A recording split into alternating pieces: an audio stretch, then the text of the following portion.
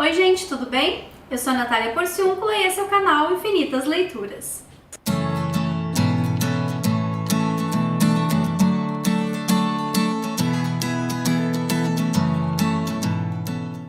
Hoje eu vim falar sobre um livro que, se vocês já viram outros vídeos desse canal, vocês sabem que é um dos meus livros preferidos da vida, um dos autores preferidos da vida, que é O Continente, do Érico Veríssimo.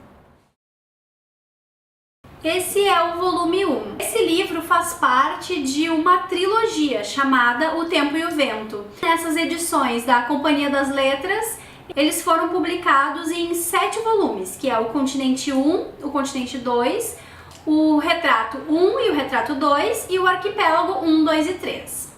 Essa edição da Companhia das Letras é de 2004, mas esse livro foi escrito pelo Érico Veríssimo em 1949. Eu acho essa edição maravilhosa, as capas elas são lindas, elas compõem um box, que eu vou mostrar a foto pra vocês. Apesar de não ter orelha, né, isso prejudica um pouquinho aqui o livro, começa a levantar aquela proteção de plástico que ele tem na capa. E ela tem algumas ilustrações muito bonitas aqui dentro, que tem tudo a ver com o livro. E eu acho muito legal, vou mostrar pra vocês. Aqui também tem algumas ilustrações, aqui é o sumário. No início tem o prefácio de uma professora, a Regina Zilberman, que ela vai falar um pouquinho sobre a obra, né, do Érico Veríssimo. Tem um mapa que eu acho muito bonito, que é o mapa do continente de São Pedro, e meio que localiza Santa Fé, que é uma cidade fictícia, aqui perto de Cruz Alta, né? Então eu acho muito bonito esse mapa, tem uns desenhos. E uma coisa que eu acho muito útil nesse livro é esta árvore genealógica. Como é uma família muito grande, esses livros eles contam a história da família Terra Cambará desde a origem da família, né? Então se passa mais de um século de história. Essa árvore genealógica ela é muito útil porque tem muitos personagens, então eu pelo menos toda hora leio ali alguma coisa e já não me lembro o parentesco das pessoas, eu corro aqui toda hora e toda hora eu fico olhando essa árvore genealógica, eu acho muito legal, muito útil. Outra coisa muito bacana que tem nessa edição é uma cronologia. Então aqui a gente vai ter o capítulo desse livro e as datas, o que aconteceu de fato na história em cada uma dessas datas aqui. Então a gente vai acompanhando o que aconteceu de verdade na história do Rio Grande do Sul e do Brasil em alguns casos, e aqui do lado a gente vai acompanhando o que aconteceu na história que o Érico Veríssimo criou, já que são muitos anos de história e a gente tem muitas datas, muitas revoluções, muitas pessoas, então é bem bacana. O continente ele tá dividido em volume 1 e 2, então o volume 1 é dividido em 7 subcapítulos. Esse livro ele vai e volta também para o passado pra gente entender como foi a formação dessa família Terra Cambará, que é a grande protagonista de toda essa trilogia. Então, o Sobrado, que é o primeiro capítulo, a gente vai ver o que está acontecendo, que é a Revolução Federalista em 1895. E o Sobrado, ele está sitiado, porque o Licurgo, que é o chefe da família, né, naquele momento, Licurgo Cambará, está resistindo. Ele é o único ponto de resistência em Santa Fé. Só que ele não tá sozinho nesse sobrado, ele tá com toda a família dele. A Alice, a mulher dele, tá grávida, quase ganhando nenê. Tem crianças, tem idosos, criados, tem um monte de gente presa nessa casa. Já estão ficando sem comida, eles estão ficando sem água, então é uma tensão muito grande. Como que aquela mulher vai dar à luz a um bebê trancado dentro daquela casa sem nem água direito, né? Então a gente já começa com o livro nessa parte. O capítulo de Sobrado ele é dividido em 4 partes que nos são apresentadas ao longo do livro.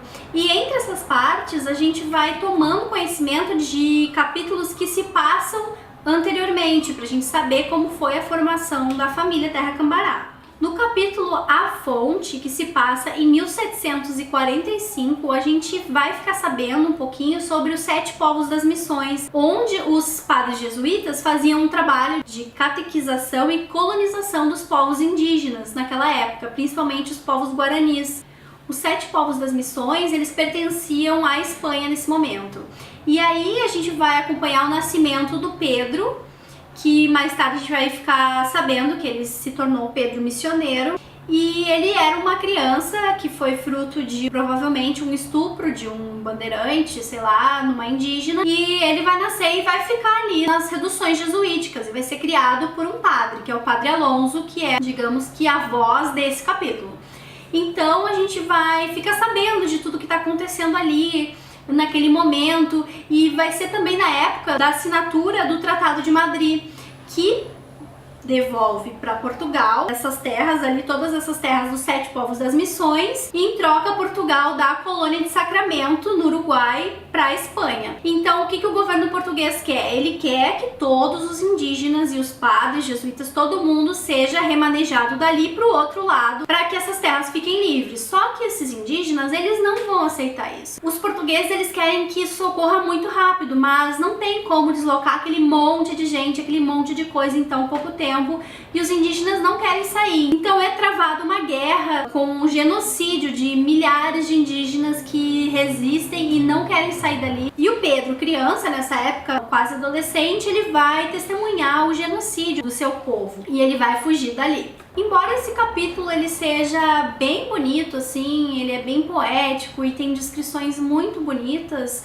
e também ele é muito interessante pelas informações históricas que a gente fica sabendo, eu achei ele um pouco parado. Pra mim ele é, digamos que, o capítulo que eu menos gosto desse livro, né? Porque eu acho ele um pouco arrastado, um pouco parado, mas ele é muito bonito. Um outro capítulo é Ana Terra, que se passa em 1777. E a Ana Terra é uma das personagens femininas da literatura que eu mais gosto. A Ana Terra, ela é uma mulher muito forte, é uma mulher decidida.